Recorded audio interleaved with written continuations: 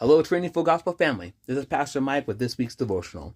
And this week, I wanted to talk about walking in the entirety of the gospel, or the full counsel of the gospel, as Paul would say.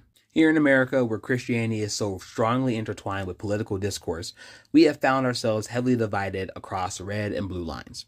And that is no different this week when it came to the death of Charlie Kirk. Clearly, a lot of people are feeling a lot of emotions, and rightly so. An image bearer of Christ was murdered this week on national TV. And yes, I said an image bearer because regardless of how you feel about his political standings, he was still made in the image of God.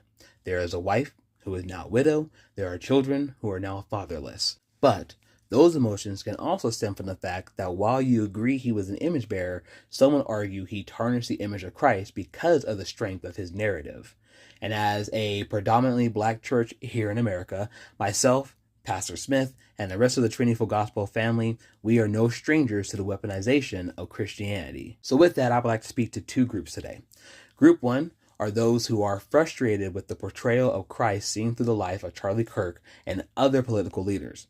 Group two are those who feel as if America lost a champion of the gospel this week. To group one, I urge you not to forget that the Bible has called us to pray for our leaders.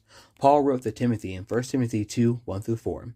First of all, then, I urge that petitions, prayers, intercessions, and thanksgiving be made for everyone, for kings and all those who are in authority, so that we may lead a tranquil and quiet life in all godliness and dignity. This is good, and it pleases God our Savior, who wants everyone to be saved and to come to the knowledge of the truth. Remember that Jesus yet prayed for all of us when we were considered his enemies. He prayed for us out of love and concern because we did not know what we were doing. For group two, I will remind you that standing for the gospel means standing for it at every level and not just the ones that are politically convenient. Psalms 146 verses 6-9.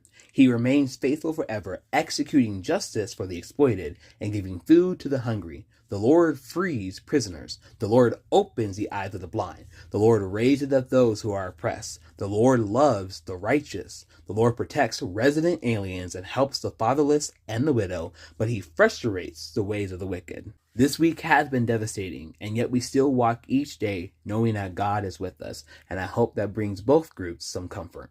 Other than that, we're live every Sunday at 10 a.m. on our YouTube page for our worship experience. We hope to see you there. Love y'all. Shalom.